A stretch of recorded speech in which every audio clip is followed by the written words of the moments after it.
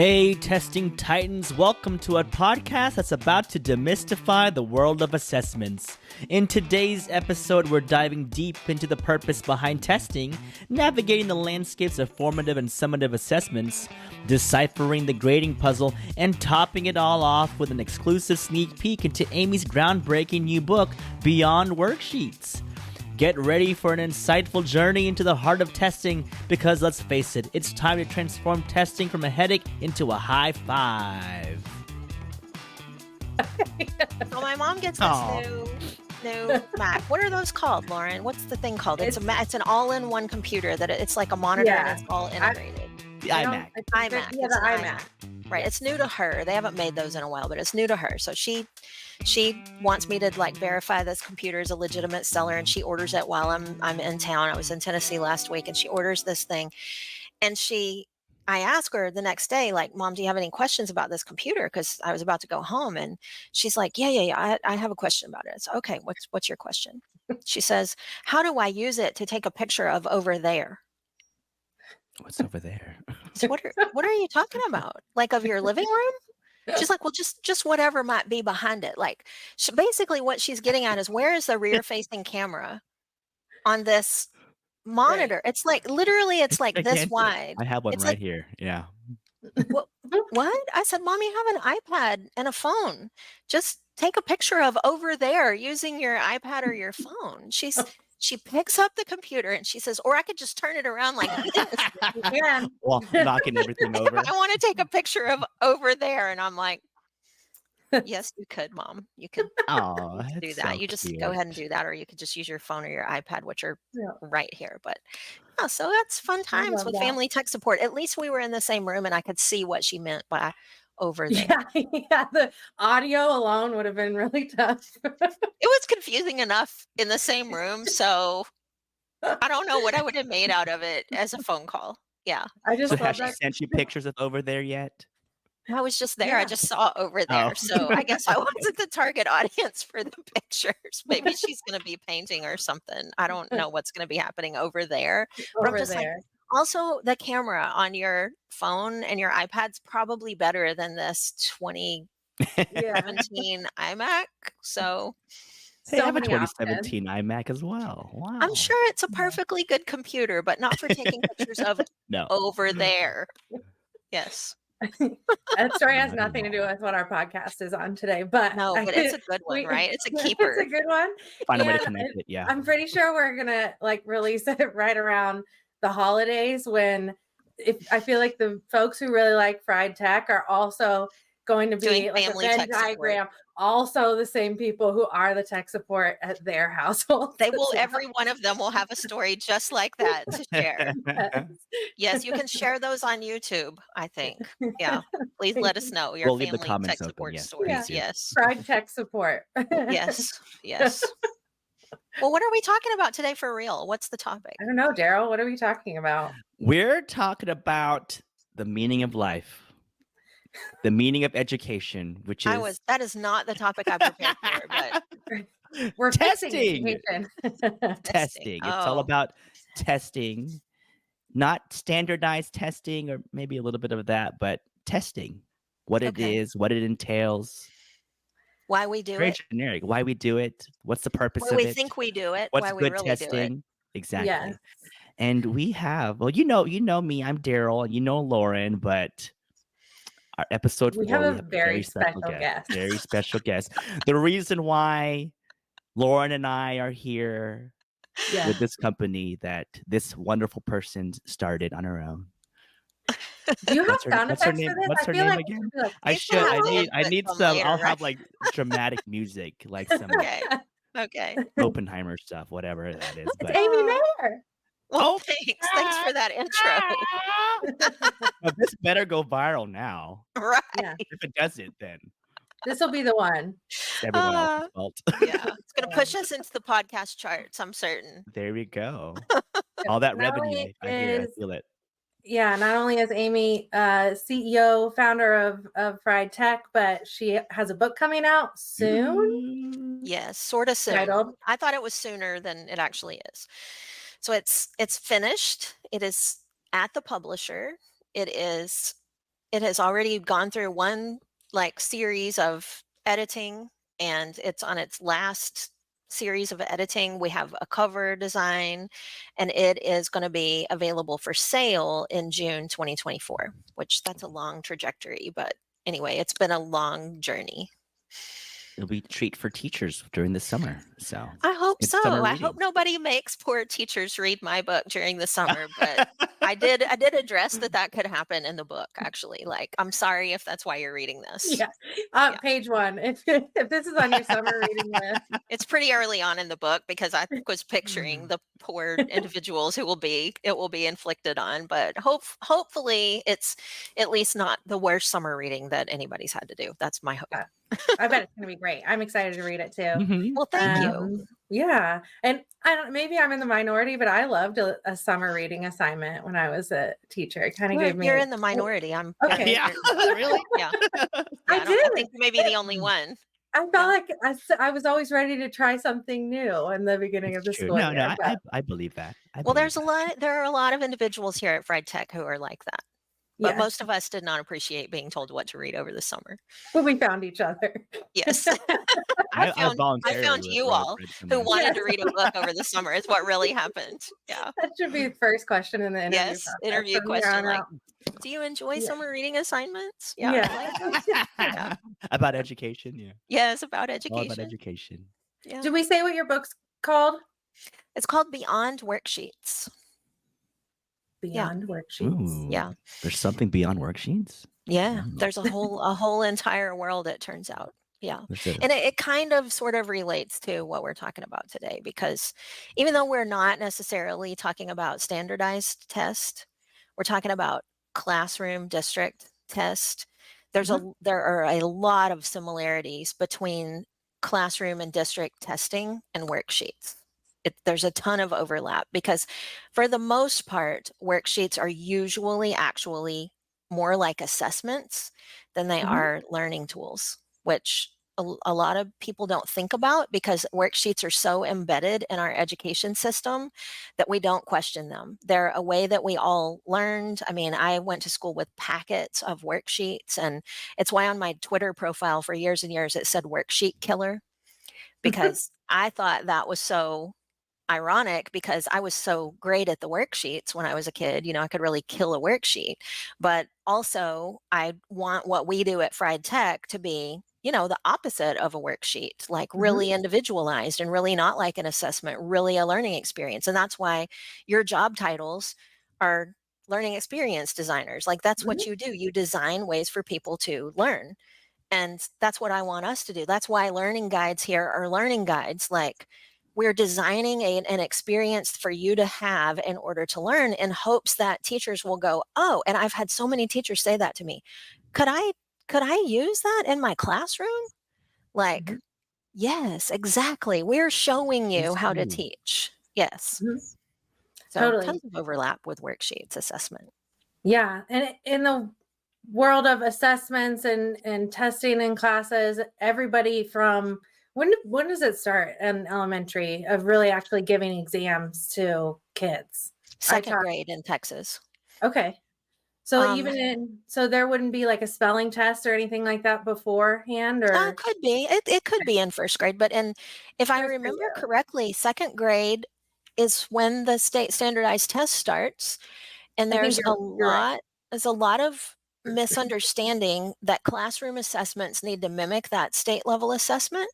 So it really ramps up the whole assessment situation in schools, aside from what the state and people perceive it's the federal government, but what those entities tell us as school people we have to do, people will emulate in their daily instruction, of course. So it's profoundly impactful what state and federal governments do on early education, especially.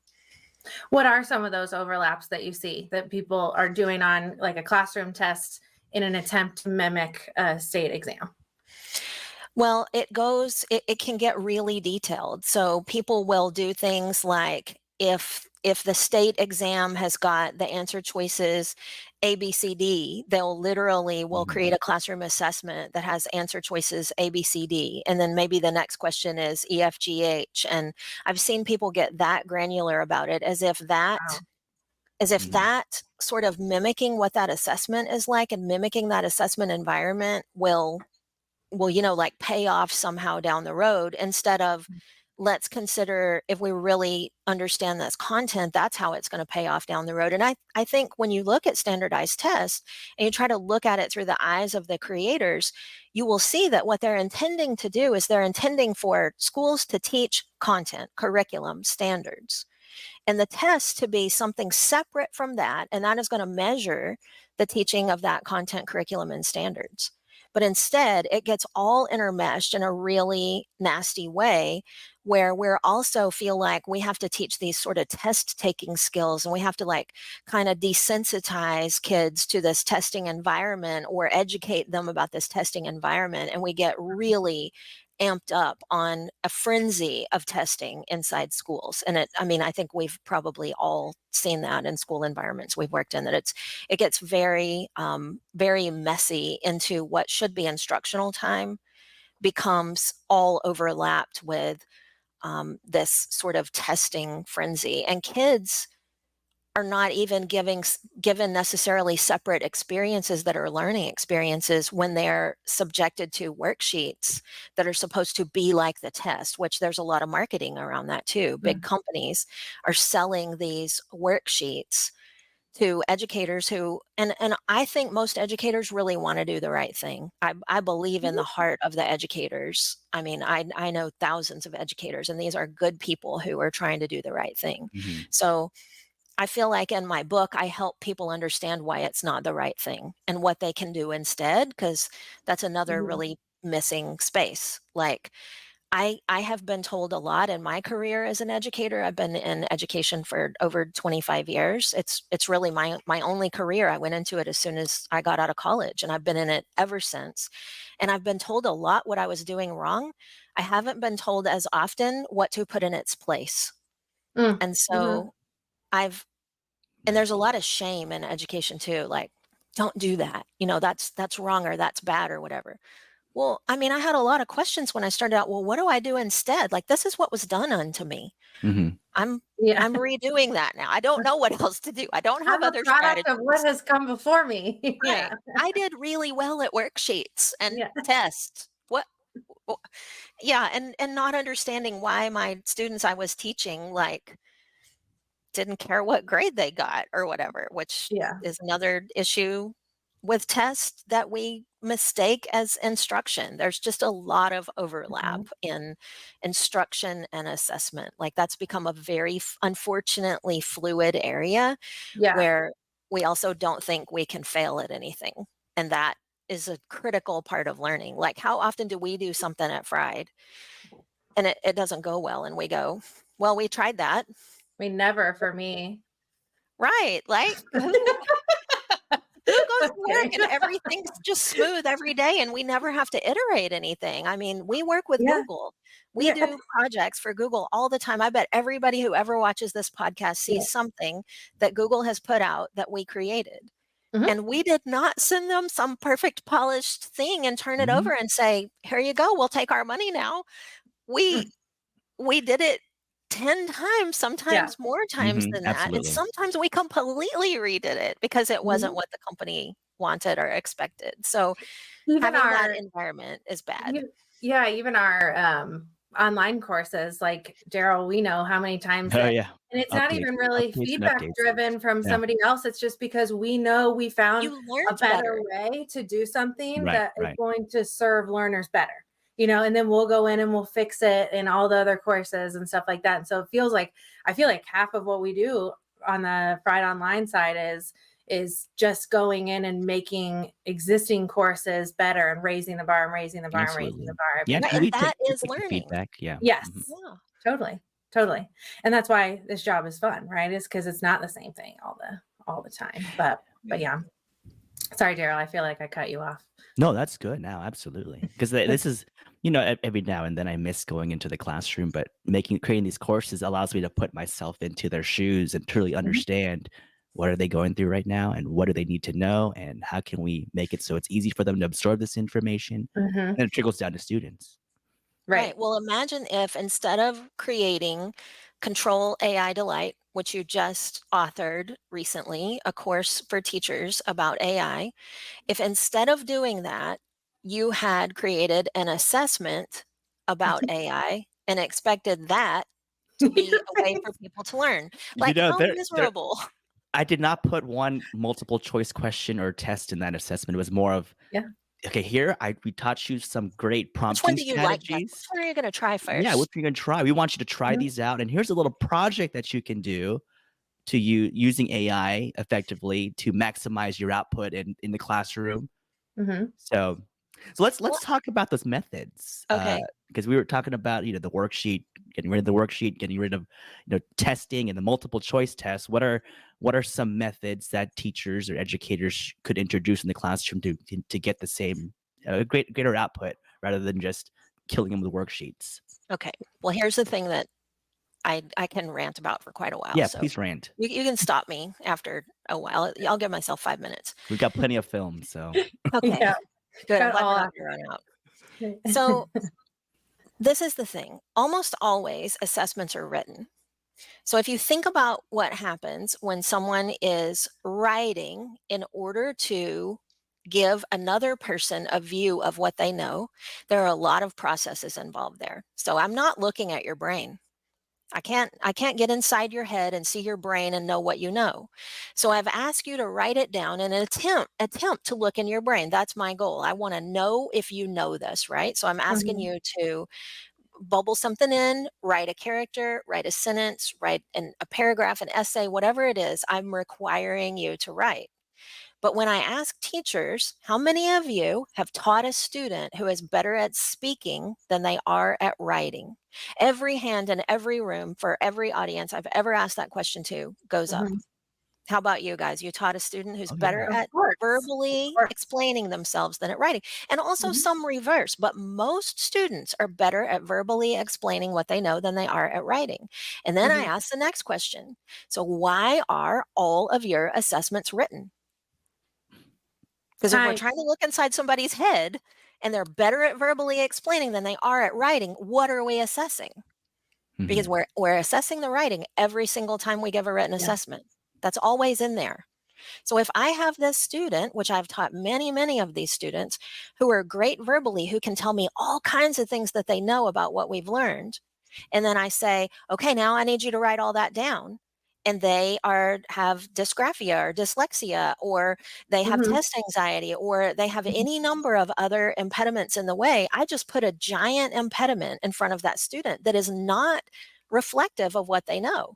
I Mhm. have said, now you have to translate it into a method that you're not going to be able to do. And so when I hear that somebody has test anxiety, I always wonder what would happen instead if I said, hey, how about, you come by Wednesday after school, or you stick around and eat your lunch in my classroom and let's have a conversation about it. How does that change? And unfortunately, like, there are time constraints, there are all kinds of other constraints that keep us from doing that. But Mhm. if we use something like screencast and we let students explain verbally what they know that way, I could spend the same amount of time listening to a screencast of a few minutes that I did Yeah. grading a paper. And I would Absolutely. also get good information that may be a better reflection of what's inside that child's brain than what they have written down. In And just those couple of minutes, you can capture yeah, so much. right, 2 Mhm. minutes. I 2 mean, minutes. with Flip Or or flip, right. Screencastify or Mhm. any of those tools that are free and easy to use, I hear a lot of people recommending Flip, like, as the best easy to use tool. Mhm. I know we use it all the time. Like, why do we do that? And it comes down to the influence of state and federal testing guidelines. That's a big influence. And the Mhm. other one is our perception of how it will impact our time. That's our Mhm. other. And well, the third thing that's always with us is what was done unto us. That's our always our most powerful influence, and what we do as educators is always what was done unto us. Mhm. So just something to think about, like, Why do we assess the way we do? And I think those are some pretty compelling reasons that that's why we do that, and not because it's the student's first approach. It's these other factors that we don't really think about that much. Totally. And I feel like a large part of testing that we miss often as teachers and just educators is what you do with it afterwards. Yeah. Right. Great. So you've got all of this, whether it's written or you have everyone, do it through Flip or whatever you choose. Then what? Right? What do you do with data? How do you use it to help students? And I feel like a lot of times it's just this, like, okay, well, that's what we did. Here is your grade, and we're going to move on to the next thing. So there's no formative aspect of it at all. It's purely summative. Even sometimes I've done this. So I'm not going to accuse anybody else. I'm going to admit I've done it myself. Like, we're really early in the learning process, and I've given my students a quiz and I put it in the grade book. Mhm. Like, it could be the day after they heard about something for the first time, but I'm also pressured by my school, my district, my whatever entity outside of my own classroom to have a certain number of grades in the grade book. And so we internalize all of those messages, and we end up doing things that are not really student first, and they're not really learning driven. They're really more like compliance things. So I think beyond worksheets, yes, helps you think about when you're checking a box. Why are you checking that box? And is there another way you could potentially check the box? Like, I'm not trying to get anybody fired, but frankly, it's kind of a good time to rock the boat if you're in education, because who are they going to get to do your job? Yeah. Right? Nobody's there wanting your Nobody's space. there. Look behind you and see if there's anybody right there looking for your job. I did give that advice to an educator probably 2 months ago. It's the guy who was teaching computer science in the spot where I used to teach. Oh and he my was having gosh. a tough time. And I said, on your worst days, you just have to remember no one is beating down the door behind you. You just have to try it again the next day, and maybe it'll go better the next day. Like, that's it. Yeah. I remember when I started as a teacher, they were telling me, the HR person in the school district, my second school district I ever worked in, because the first one was a long way away from home. I had to drive forever far to get there, down in Houston. So I only worked there 1 year. I was just looking for another job, but I worked there a whole year. And then my next year was close to my house and all that, like a place I wanted to stay. And the HR person told me, your principal can fire you if he doesn't like the length of your pants, because there are 50 people lined up for your job. That's what she told me. I'll never forget it. And I still know her name to this day. My jaw up off the floor. I know. I will never, ever forget that quote. There are 50 people. And I wanted to say, no, there aren't. You hired me on an emergency certification to teach French because they've been trying to hire somebody for a year and they couldn't find anybody who would take the position, but whatever. But I'll still never forget that and how it made me feel. Now I feel like teachers are telling their administrators, go find somebody else to do it if you don't like the way I'm doing it. Like, dare ya. Like, what? And with the best intentions, right? Like, I'm not championing the person who's like, no, I'll show up when I want to, and I won't do any work or anything like that. But like, give me a break. People, who know that their gut's telling them that this new approach is going to be the best thing for students, but the only thing that's holding them back is what their admin might say. Right. It might be time to say, you know what, I'm gonna dip my toe in that water anyway. Yeah. Okay, well, we've taught everyone to rebel. Great. We're responsible for the second wave of the teaching shortage. Yes, directly at friEdTech's doorstep. Yeah. No, hopefully that type of mental freedom makes someone enjoy what they're doing. I hope so too. It's a thought experiment that can really change your perspective on what you're doing. Like, if you can, I always felt like when I was a teacher, if I could say to somebody really sincerely, I made this decision and I did this thing because I really truly believed it was in the best interest of this child or all of these children or whatever. Like, that's a very firm ground to stand on as an educator. I had this information right here and I made this decision because I thought it was the best thing.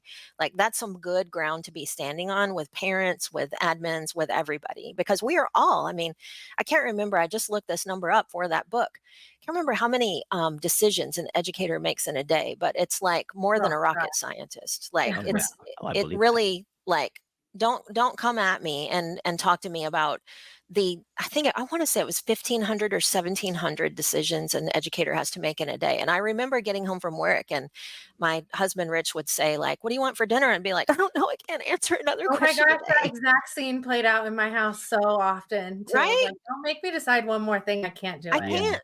I Yeah. can't do it. I have such decision overload. So there's a whole part of the book that talks about dealing with decision overload and how to Ooh. get rid of all of the decisions that you do not have to make for people. Like, when I did that, it was very freeing for me as a teacher. I just, if it wasn't a decision I needed to make for you as a student, I'm not going to make it for you. Do I write in blue pen or black pen? Do I put my name at the top left or the top right? Yeah. Oh gosh. None of Yes. those things Yeah. matter to me as a teacher. I'm not answering any of those questions. And, you know, I want to be a nice person and have tact, Yeah. but I also cannot be, you know, I cannot have such decision fatigue at the end of every day that I can't answer, what do you want to eat, cook for dinner tonight, you know? Right. And maybe this is just me, but I would never want the classroom culture where a kid feels like they actually do need me to make that decision for them. No, right. I want you to be empowered as my student. Hmm. And it is not empowering when I feel like every tiny little thing I do is going to be assessed. That's not an empowering position as a Mm. learner. I need to know that I can make a mistake. I can do something wrong. I have an opportunity to do something again, and that if I am being assessed, that there's an opportunity even then for a do-over. And I know that's gonna, some people who listen to this will say, like, I don't have the bandwidth to let kids infinitely retake assessments. And I'm not Yeah. even advocating for infinite retakes of assessments. But I've had kids before they were in the middle of their parents getting divorced.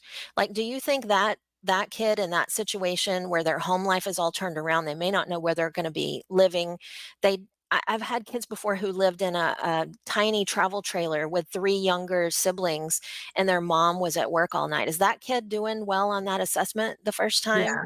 I Yeah. mean, that's a lot of pressure, man. That's more pressure than I deal with at work on a daily basis. Mhm. And I don't I don't like for the stakes to be that high when they don't have to be. That's up to me as the teacher. So I can say, you know what, come back in again next week Mm. and we'll try it again or whatever. Like, Right. that's within my power. Right. Just showing that grace when you need to. Yeah.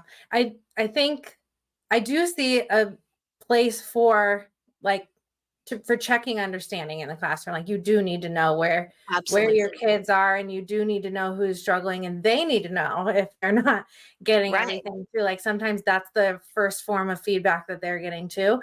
But when should a teacher, when is a test a good idea, and when is maybe something else a better option?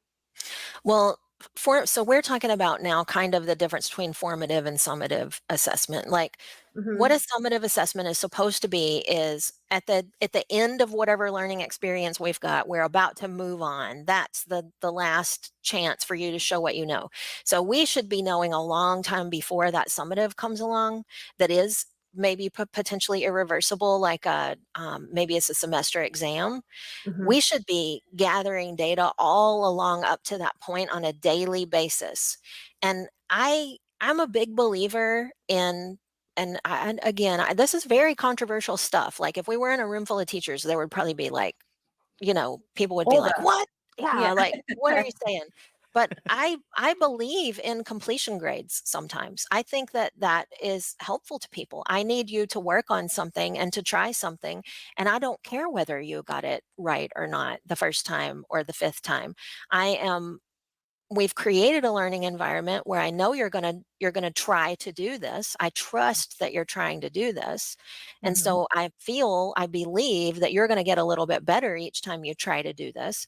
So I'm going to give you a bunch of tries before I'm ever going to say, all right, you did it, but you still failed at it. Because who's failing then? Like, did they fail or did I fail? Like, Mhm. I somebody love that. somebody didn't get it right, but it might not be my student. Like, I have to Mm. look at that data and take that chance of thinking, maybe I have to find a different way to teach Oh, this or convey this, a different learning experience. for sure. In some of my coaching meetings, I want to say each one. So I had an instructional coach at my school who I met with at least once a week. And the first thing that we would do was go through mastery check data that kids would do at the end of the class.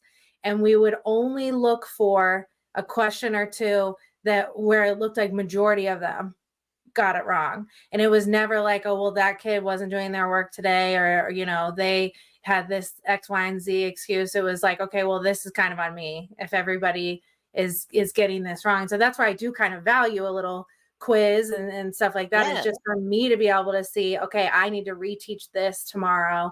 I need to make sure, if I'm seeing a pattern that all of my ELL students are struggling with this one thing. So maybe I need to approach that differently. Like, that type of data I'm all for going through and yeah, looking at tests and all of right. that. But We yeah, need that as teachers, and it's so much easier to see that data for yourself when it's digital. So, yeah. using Google Forms or whatever tool you've got um, at your disposal to make Mhm. that data visible. And I love like the newest Google stuff, the practice sets and all that, that really gives you great insights that you don't have to like use your human brain to figure out. Like, it's just literally appears right there on the page. That's awesome if you have it, but if you don't, like, everybody has access to some kind of a form now. So Mhm. doing little understanding checks like that, if what you're testing can be tested that way, I think that my Mhm. opinions about it are kind of different sometimes, because I was an English language arts teacher most of my career. And mostly what I was trying to do is get people to read something and make meaning out of it, and then be able to translate that into the written word. Mhm. Like, I was Mhm. trying to see what can you write and not necessarily just what's in your brain. And so multiple choice is not usually super effective in ELA, because I don't just want you to read the story and know who the protagonist is. I need you to understand, Mhm. why is that plot twist a plot twist? Or, why is this story meaningful in the historical context? Or how can you relate the story to your own life? Or, things Mhm. like that are a lot a lot deeper. And I do want to assess writing, but I can't always just be assessing writing. There are other parts of even my subject area that I have to consider, because speaking is also a part of English language arts. Totally. Daryl, you taught science. Were you very multiple choicey? At times, yes, but taking completion grades, yeah, that I was a huge supporter over that because it takes the pressure off the kids. It Exactly. takes the pressure off the students, and if you develop that culture in the classroom, like, hey, I really want to see how much you know. Just try as hard as you can, and because I was thinking about AI too, because that's the biggest problem teachers have with AI Right. right now. Are the kids are just gonna pop in a prompt or a question and pull up an essay because they want the Mm. best grade. But if we just want to know what you know, just write whatever you can write, what's on the top of your head, how you're synthesizing this information. No grades, completion, do it. Then we don't have to worry about kids cheating and you're reading all these Right. AI papers and stuff. Yeah. Exactly, But because it's not about the grade. it's not It's about the grade. It's yeah. for the learning. It's formative, right? So, So, do you guys know about this concept called student self-reported grades? No, oh no. no, oh, So, do you both know about Hattie's influences?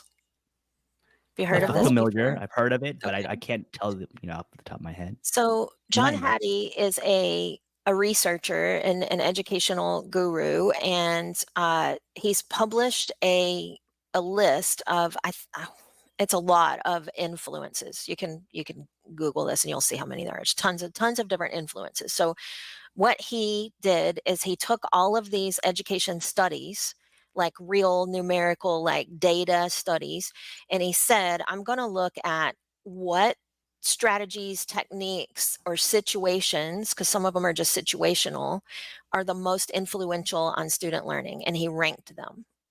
So you can go and actually look at this list of influences, and you can see a lot of the things we do in education, we spend a ton of time doing, do not matter. Like they will not impact student success. It's wild to go and look at it, because this is known information through years and years and years of research. And one of the strongest, like, correlated things is student self-reported grades. And there's a little video online of John Hattie talking about this that I really love. And what he says is that if you ask students how they will do on an assessment before they take the assessment, they will be almost completely right almost every time. So you don't have to actually assess kids. You can just ask them, how will you do on the assessment of this content? They know. But here's the challenge for teachers, and this is John Hattie's takeaway from that. This is what we can learn from that.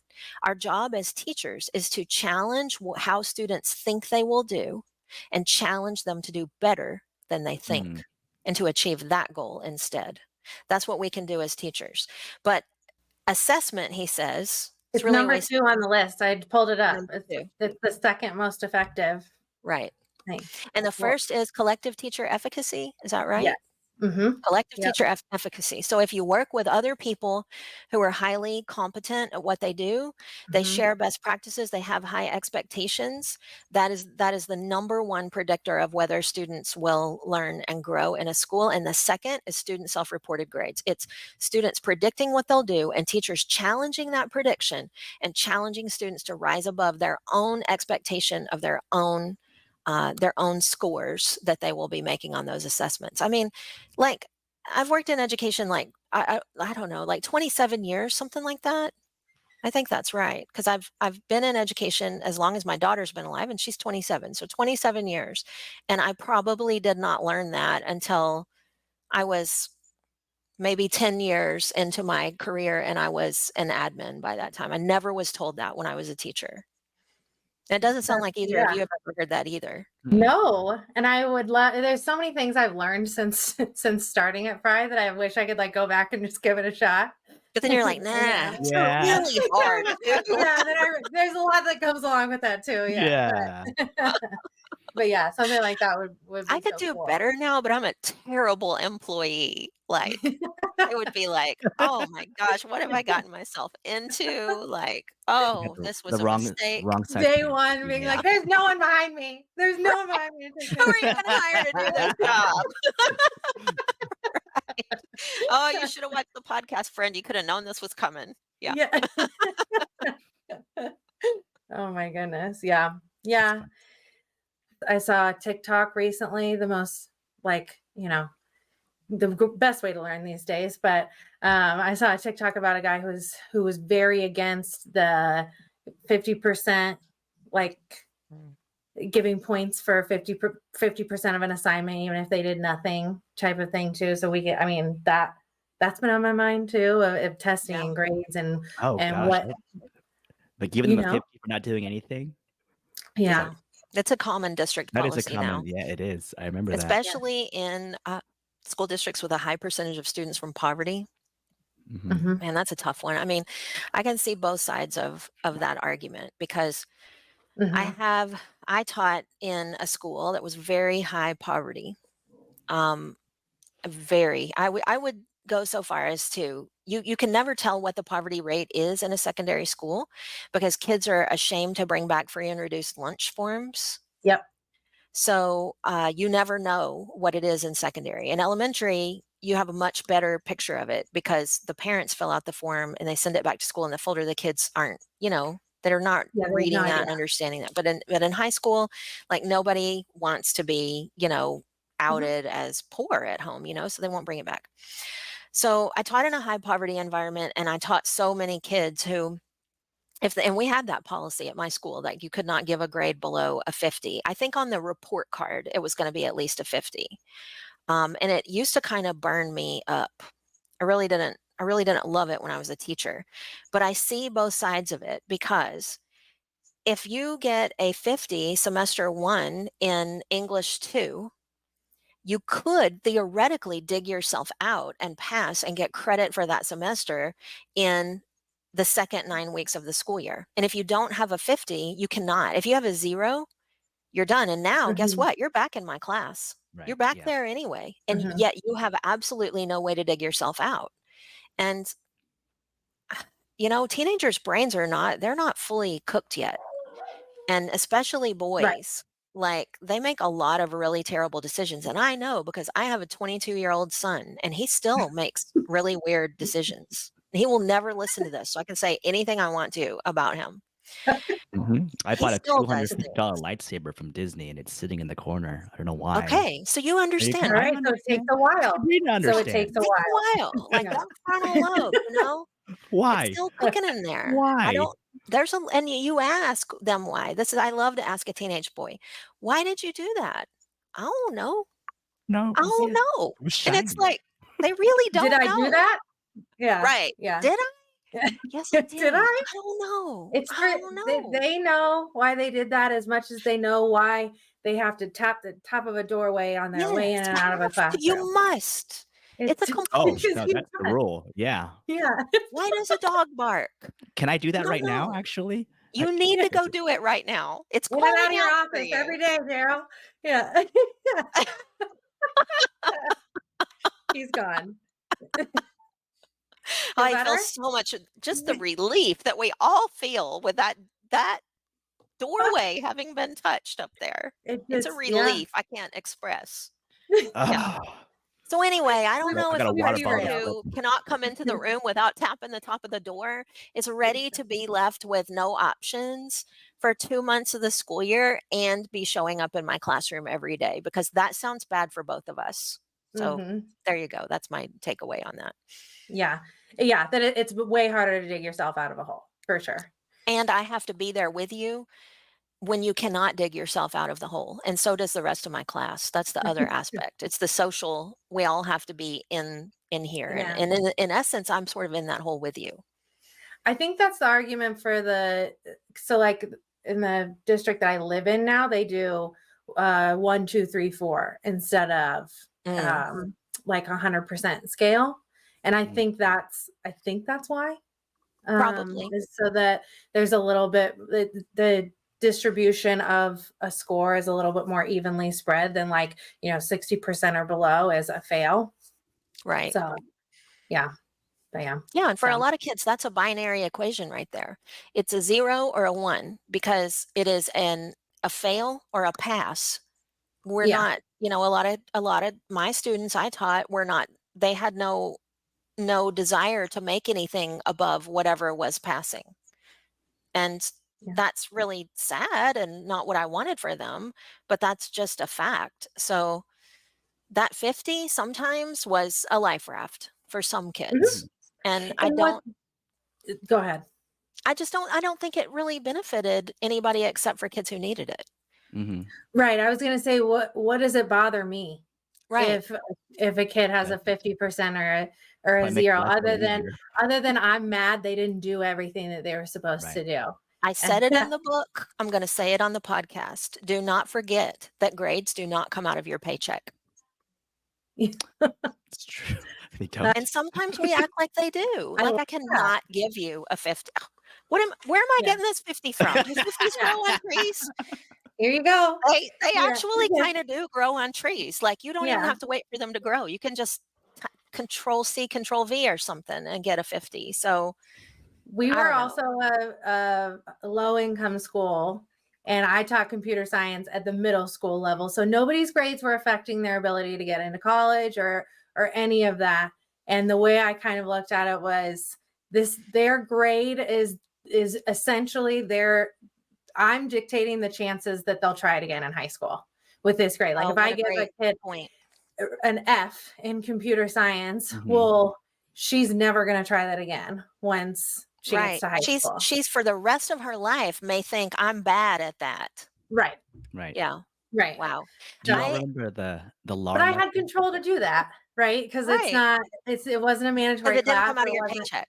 It didn't come out of my paycheck. And it also, there really was no bigger picture of what it was affecting other than their own confidence, because it was middle school. Right. So, All right, Daryl, finish that thought. No, do you know the LAR method? I remember my first year teaching. think so. The veteran Tell teachers me. told me the LAR method when you're grading LAR? papers. The LAR method. LAR? Like LAR? hmm Oh, I'll look it looks up. looks about right. What does it mean? Tell us. Looks about right. Looks about right. Looks about right. LAR. But when it came to grading, because grading was the bane of my existence when I was teaching, but because I prefer to like spend my time on developing lessons that were engaging for students. So the Weird. classroom that we try to right was project-based learning related. And Love you, weirdos at friEdCast. I know. Can I go touch the top of the door again? I feel like I need to do I mean, that. if you have to, but No, I know. We're 45 minutes in, but so like when we grade work, it's almost like, what am I trying to say? I had a thought, but now it's dissipating from my mind. Looks When about you right. are at the door. Looks about right, but when we're grading students' work, it's like a 100 from one student is different from a 100 from another student, even if I it's agree. the same assignment. So when it came to like students' projects with project-based learning, it's like not every student would have the best product. I mean, the greatest product. Right. But to that student, it was amazing. Sometimes where that student came from and where they ended up, that's the area that I want to assess. Exactly. Like, what's their growth? Did you grow through this process? Can you tell me the objectives that we were trying to cover here, even though, loosely? And yeah, they were able to tell me. So that's how I graded them. It wasn't even like I didn't, we had a test at the end and they may have failed that paper test, but it's like, hey, let's go outside. Tell me about this project. Why'd you enjoy this project? What was the whole point of it? Great. You passed. But you might have accidentally been measuring something that was a disability or an inability for that student, and you overcame that by giving them an alternate method of assessment, which was a conversation.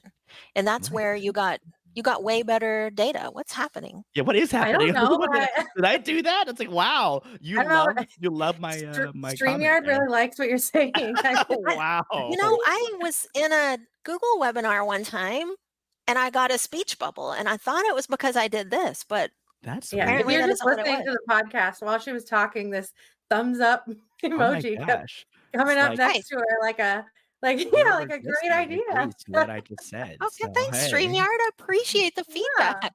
The positive reinforcement was really making me feel good about myself. Great. Yeah. Oh. I feel good about it. It is going to go viral in education circles. Yeah. I hope that whoever's listening to this, all 10 people, just our parents. Not my mom. I still have to tell my parents about it. Not your mom. But I hope that someone listening is feeling encouraged to maybe break a rule or break an expectation just to see what happens. There's no better time than in the middle of the school year or the beginning of a new semester. Try something different. Wait till after school starts liberating. On January 6th because they're really not finding anybody then. So. Yeah, exactly. Yeah. Not even a sub. All those college grads, they all got hired somewhere else. They all they're all Uber drivers now or something. Yeah, so, Teach for America. They're all in Mississippi. Right, exactly. Yeah. Everyone I knew who did GFA taught in Mississippi. That's all I know. I don't know. I know one person who did Tennessee, but yeah. Yeah. Were you Teach for America, Lauren? No, but a ton of teachers at my school were. I believe their focus is to send teachers to low-income schools. Areas, right. Where they so can't find other teachers. Folks, that were at our school were TFAers. But I just showed up because I had 4 years in design, and that qualified me in a charter school. So that being alive, awake. Yeah. I mean, willing. Being the only person who showed up. Yeah. Somewhat excited, passionate, Yes, right. Yeah. That'll do it. Yeah. Well, what other burning questions do we think people have about assessment? I don't know. I think there's not enough discussion about formative versus summative out there in the world. What is it? What do you want someone to know about formative versus summative? I want them to know that formative is all the time. It's every day, and it does not even have to be written down. It's just It's asking questions that you expect everyone to answer. And a lot of the problem happens with formative when we overgeneralize because we've called on one kid and we're like, Lauren, what is the answer? And Lauren knows it. And I go, whew, man, they know that. Oh, God. Yeah. No, they don't know that. Lauren knows that. And we're, as human beings, like our brains give us misinformation that we overgeneralize, especially if it's positive like that. Like I did this in my classroom every single day. It's not in the book. I should have put it in the book. I really love this one. Listen, you're setting yourself up for a volume Here's 2. book number okay? 2, right? If Yeah. anybody buys the first one, here's the second one. My favorite method of formative assessment I used every day in my classroom. I taught college, I taught high school, I taught middle school, 1 year only, but I did do it. I made it through the whole year. Was I this. love middle school. Oh my gosh, you middle school people. I'm married to 7th one of you. grade. I love 7th This grade. is my formative assessment. Everybody look in my eyes. Do not look around the room. You are looking at me. We are making eye contact. And meanwhile, I'm looking around the room. I'm making eye contact with everybody. All right. Nobody's looking around. Okay. If you understand what we just talked about and you're feeling pretty good about it, then I want you to hold your hand like this. If you don't understand what we were just talking about, like this is not making sense to you yet, I want you to hold your hand like this. And everybody is going to do it until I tell you to drop your hand. And I'm looking around and we're making eye contact. You're not looking around the room, John. So Look at either me. fist on their chest or like kind of an open hand on I got their it. I don't got it because it's like I don't got it. And also it's really hard to see that when you're looking around the room. Like it can be very subtly different, but I can see it when I'm looking around. And then I say, there are 5 people in the room right now who don't have it yet. So we're going to talk about this again in a different way. And I need everybody to think of a question. Like everybody think of a question. Really, I only care if these people are going to answer the question because everybody else, they at least feel like they got it. Yeah. But now everybody has to think of a question. So now I know, Daryl, you didn't get it just now. So Daryl, I ask you to think of a question. You have your question ready yet? He says, no, I don't have it ready yet. All right, Lauren. Maybe Lauren said she got it just now. Lauren, what's your question? You can think of a question because you got it. Now you can ask something. Maybe he was wondering that's that. another way to demonstrate knowledge, right? Yes. Is to just prove that you got it by knowing that you can ask a question about it. Exactly. Too. If you can ask a question. That's right. If you can. Right. Now I know. But I'm much less likely to lie for 2 reasons. One is it was private. Right. The other one is that I have already told you that you're going to have to demonstrate learning in just a minute. So I'm not going to give you any kind of an assessment unless you know this is accumulating somehow. We have to do something with this later on. So you getting it or not getting it is critical. And if you don't out yourself right now, you're going to be outed later in a worse way. So it's coming, right?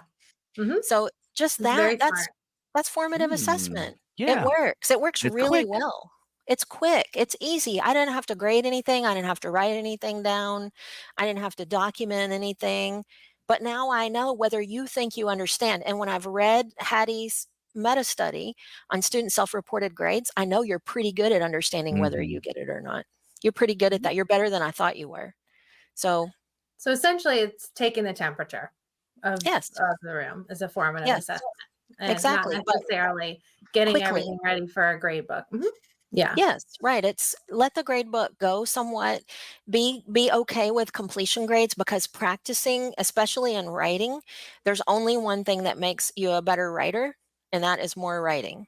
So even if you're not doing it great, if you're doing it more, you will get better. So a lot of things are like that. Like I have to do it more in order to get better. And if I'm constantly told you're not doing that right, I also do not want to do it more. So that further decreases my chances of getting better at whatever it is. And that's profound. Sometimes I've told students they were way better at things than they were because I'm a master manipulator. Very psychological. Yeah. And when you think that you're good at something, when little Lauren, when somebody says to little Lauren, you are really good at drawing. Like, I'm really impressed with that drawing. I really like it. I have a great response to that. Lauren thinks, I should maybe do that more. I'm going to do more of that. And the same thing when you're writing, like that sentence kind of blew me away. Like, I like that. I really like how you said that. I hope you write more sentences like that. Like, Mhm. that's really different from you wrote 90 sentences and only one of them is any good, nor do I understand the rest of what you said at all. Mhm. But that one right there, that's a good one. That's a Oh, do huge, me And you know next. what Do me I next. Do me really next. right?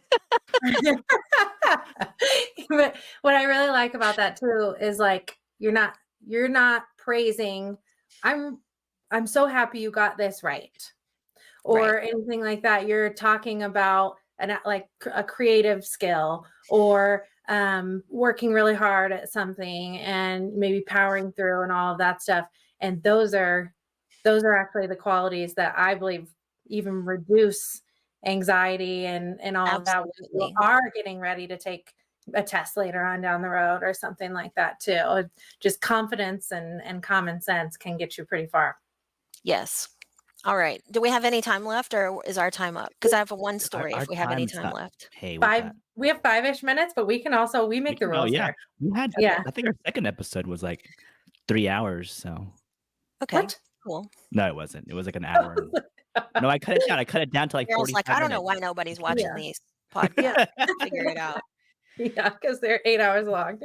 That that that discussion we just had made me think of a student that I wrote about in the book, and I called her May in the book. Her real name was April. Fun fact. Only you guys who listen to this podcast will Oh, know. that's clever. Ooh. Right, right. And she had special education modifications for reasons that I explain in the book. She had these modifications in place. And I went to her ARD, and I was a young new teacher, and I didn't understand what all the rules were. And I took things at face value, which was not the value they had, but I didn't know any better. And so I recommended to this ARD committee that this student no longer be exempt from the state standardized test.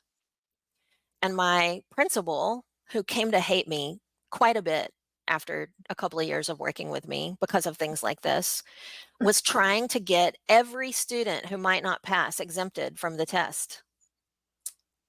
Because at the time there were no limits on the numbers. Now there are. Now you can't have over a certain percentage of students, or you get flagged and you get monitored and all this kind of stuff. But at the time, there no such rules were in place.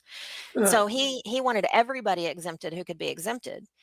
But my perspective on it was that April was a very good student. She didn't need any of the modifications that she had. She performed on grade level, and there was no reason why she couldn't pass a state standardized test just like everybody else. And she was a very hard worker, and I knew she would be ready for the test because she worked really hard. She would try again and again, even if she didn't get it right.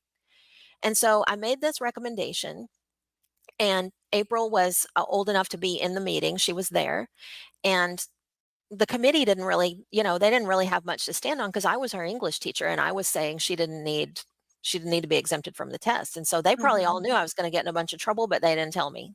So we did it. Changed the paperwork. April was, she was going to take the test. And April was so grateful for taking that awful test because she had not ever been allowed to take it with her peers. And she always felt like different. And that's the thing, like no teenager wants to feel different. Like even if they're exempted from something awful, they don't want to be if everybody else has to do the awful thing. So she tearfully thanked me and then expressed how worried she was about passing the test. Well, by then I was worried too because the principal already called me in and chewed me out for doing that. Like, and told me she's probably gonna fail. It's gonna be your fault. We're gonna have Oh another my failure on our gosh. list. This guy, he's a superintendent now. Ugh. Whoa. He is one of the That's wealthiest it goes to districts in show. You hang Texas. around long enough, you can do anything. Yep, old coach. Old coach saw it all as a football game. Anyway, so April then, like, we got closer and closer to the date, and she starts getting cold feet, and she stays after class one day, and she says, "Miss Mayer, like, I'm really afraid I'm not going to pass this test. Like, there was probably a reason why all those years I wasn't allowed to take it. Like, I probably can't do it." And I was worried too because I was like, "Oh my gosh, she's already so mad at me. Like, it's really going to be bad if she fails, I thought you come out right on this one. Yeah. I probably Yeah. shouldn't have What? done that. Yeah. But I did it for her because I thought it was really the best thing for her. And so anyway, I like mustered my actor face and everything, and I said, "April, there is just no way in the world that you're going to fail that test. Like, look how well you do in class on a daily basis. Look how good your writing grades are. Look how good all of your assessments are. Look how good your grades are on your report card. Like, I would not tell you that you could do this unless you could do it. You could do it. I've been teaching 2 years. What did I know? I didn't even know it was going to be on the standardized test. Probably never even seen it before. But I told her all that, and I like pumped her up, like, you have got this. I'm going to be here for you. I'm going to put you in my testing room. That is a good thing he did. He let us take our students we thought were the most vulnerable out of all of our classes, and we could test them. We could have them in our testing room, so they would be in that familiar environment. I did like that. He came up with a few good ideas. I don't like to give him credit for anything, but he did. You know what? Human clock's right. A broken clock's right twice a day, right? So hey, exactly. He also bought the kids energy drinks, and gave them to them on testing days. Like, a very dubious practices here, but anyway. Let's gonna get back to what I'm hearing is Whoever's that listening to this passionate about these tests. He's never gonna listen to this. It's never ever gonna happen in a million years. He would never listen to this. Anyway, I think you know how the story ends, or else I wouldn't be telling it. April took the test, and of course she did great on it. She felt so good about herself. I mean, she was kind of like a different person, because she was on par with her peers, and she knew it. And that's the good side of assessments, is seeing when kids work really hard and they know it. They have that. It's not just Miss Mayer saying that I can do it. I know I can do it now. Right. And that's how we want to see assessments used, right? Like, yes, I can do this, and I am gaining confidence in this skill that I am building. And even though I had to try a bunch of times to get here, I got here, and now I know this, and no one can take that away from me. And that's the positive, good side of assessments. I love that. Oh, it's a keeper. She was a keeper. A good one. What a great kid. You still talk to her? No, I wish I did. I got to go try to find her. I'm going to go Facebook stalk her in just a minute. I know. You got to tell her that she's in your book. Yes, I do. I need to do that. Well, thank you guys for having me on today. Well, no, thank you. I've learned so much in this past hour. Good. Yeah, you good? You feeling good about this? Feeling great. You need to tap the doorway a couple more times? Feeling great. He's going to have to. You know what he's doing as soon as we hang up. I am. I'm gonna have to. I need to find a water bottle to flip too. Oh, you really do. Remember that trend? Oh my gosh. Fidget spinner. Do I? Out of my drawer. Oh my gosh. Thank goodness I wasn't teaching at that time. I'm so glad I missed that. Yeah. Oh, goodness. Yeah, I really wanted to do an episode on testing towards the end of the year, the end of 2023. Yeah. Like this, because I know that finals are coming up, and second semester in any school is preparing for bigger tests too. So it's a good thing to really think about, and to think about why you do what you do and what the results of it are, because I really firmly believe that April is different today than if she had not been allowed to take the risk of taking that assessment. And I like to think that she saw herself in a different way from then on.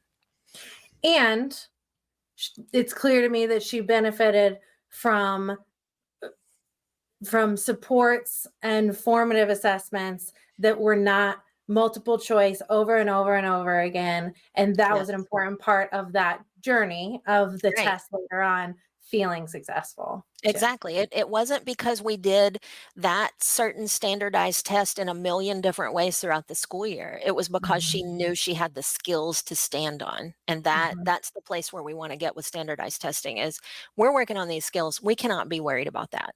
That is not our goal. That's not my business, what's on that standardized test. And it's not your business, because you cannot control it. That's how you know it's not your business for sure. What you can control is learning those standards in your classroom, and then you don't have to worry about how that test is formatted. Right, because they should be doing well on it because of your wonderful teaching. Exactly, and their wonderful learning. Yes. Yeah, for real. Well, thank you guys so much. Thank you, Amy. Thank you. I'll see you guys Monday. Oh yeah, we get to see each other in person. Even at the party, was like, "What day is it?" Monday, 1 week from yesterday. You will be both here in the office, so that'll be fun. Oh, fried party.